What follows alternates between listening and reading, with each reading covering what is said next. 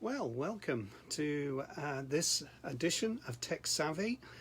This is the fourth in the series, and today we're thinking about how we can do mail attachments, and that has been a common feature of requests to me as a helper, a volunteer, to help people with their attachments. And how does that work? Well, before we switch to the actual computer to have a demonstration of how to fix an attachment, and I'm going to just give you 2 words of advice. Well, the first word of advice is this: look for the paperclip.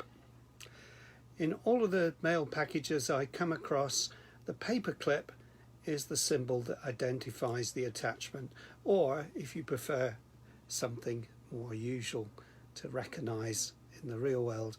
But please just consider the paper attachment and how this works.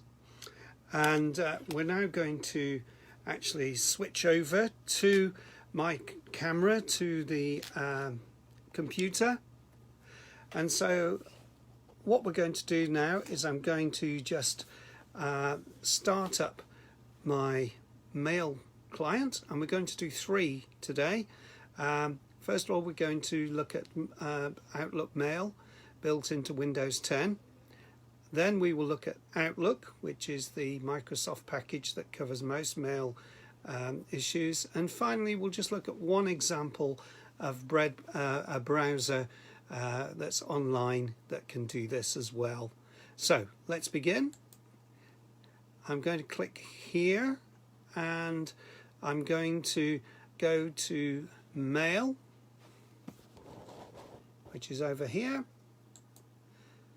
and now you will see Mail comes up in the window.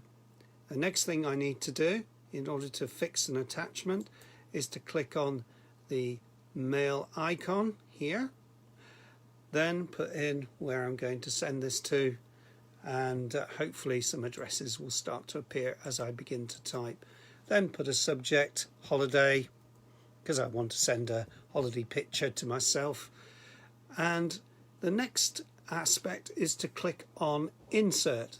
The next step is to click on insert, and then if you look very closely, that is where the paperclip is, and that's where we're going to go. And you'll see the paperclip is visible in all of these packages somewhere on the scene. And so I can just select a nice picture, and then it attaches to my email. I could write some things about this, boats, whatever I wish to write, and then I send it. So that will now go off to my client, email client. So that's the first method, which is using Microsoft Outlook Mail. The next method would be using Outlook. And if I click on this icon, the Outlook icon, up will come Outlook, and it'll start to load in all the different tools needed to start Outlook up. It's a very comprehensive package. It's used a lot in the business world, and it's the all singing, all dancing version. So what we do to send an attachment is we click on New Mail, and we then are into our Compose option here. I can then click on anything that I wish to send an email to, the person I want to send it to, and this is going to be a PDF that I'm going to send. That's a portable document format. In other things such as articles written, books, and basically an ebook or something like that. So now I'm going to go across to the paperclip, which again is on the menu right at the far side there. That's where the clip is, and I can now attach. Going to my documents, I could go and explore my file, but I have one here sitting here to save time. and that plonks into my email in the same way as it did in the last client. So this is my TV channel guide for Virgin. Okay, TV guide I'll just put here. All right, and just to show it is a document that you can read, I'll just double click on it because that's the way that you can open up your attachment. And here is the channel guide. Actually, it's incredibly useful to have this for some people, as it's really difficult to follow all the channels that are out there these days. This was done in January for Virgin, but it's sometimes very difficult to find that. So that's the document we're sending, and that is in here where I've got my email ready to go. So all it leaves me to do now is to click on send, and that will now go into my emails ready to be received. And just to prove that it has actually worked, there it is. It's just appeared in my email section. And again, if I wanted to see that attachment, I look for the attachment. Sometimes it's in the bottom of the email. If you're using an iPad, it'll be at the bottom of the email, but often enough it's attached into the email under the heading, certainly in Outlook. So far we've dealt with Outlook Mail, which comes as part of Windows. That is up here, that works in the way I demonstrated.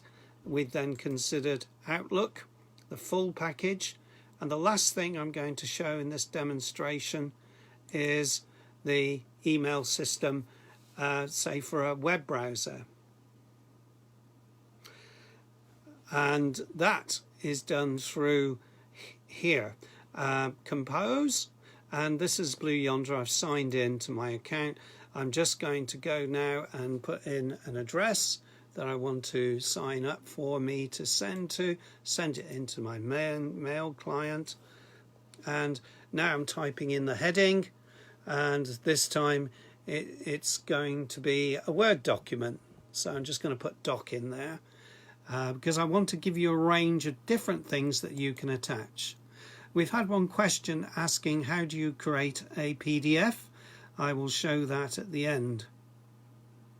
And also Neville's just asked, what's a limit to the size of attachment we can include in an email? I know BT has a limit of 25 megabytes. Office 365, it's 35. And certainly it's similar for other ones. So there's a limit to the amount of size.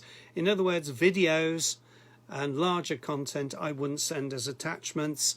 I would actually send a link to online storage where it's stored, such as Dropbox or Google Drive or any of the other ones, OneDrive. So you've got your attachment there. So I'm just going to put this document in. There we have the document, and I now have it as a paper. There's the paperclip. It keeps appearing, that paperclip, and that's the important thing to look out for. You can find it on nearly every email system, a paperclip. It's really strange how we've adopted symbols in our packages that relate to usual office materials that we would find. For instance, the save icon is a floppy disk, which we hardly ever use these days. So I can then send that off again to my email client, and that will go. Just to prove it's arrived, there it is, straight away. And I can now see that document, and that applies to people who've sent you attachments. You should see it in the window, and then you will be able to double click on it, and it will load up the source software if you have it, and then give you information regarding whatever it is that you're looking at. So now the question that we had, it was Joe, how do you create a PDF document? Well, if you happen to have Office 2016 or 2019, you'll be able to do it in Word. And so if I was to create a document here, let's just type in test, gone into the wrong area there. Close header and footers, test document. And I want to now save that rather wonderful piece of work as a PDF. I go into Save As, I choose a place for it to go to, and in my case it'll just be the desktop. And here is the vital area. I'll just zoom in a little bit on that, just here. And if you look down the list, in these versions you will see the option PDF, and that now will be saved as a PDF. And if I go now to my desktop, just close down the other windows, there is my test document. I can then click on it and there it is. And that applies to anything that we have.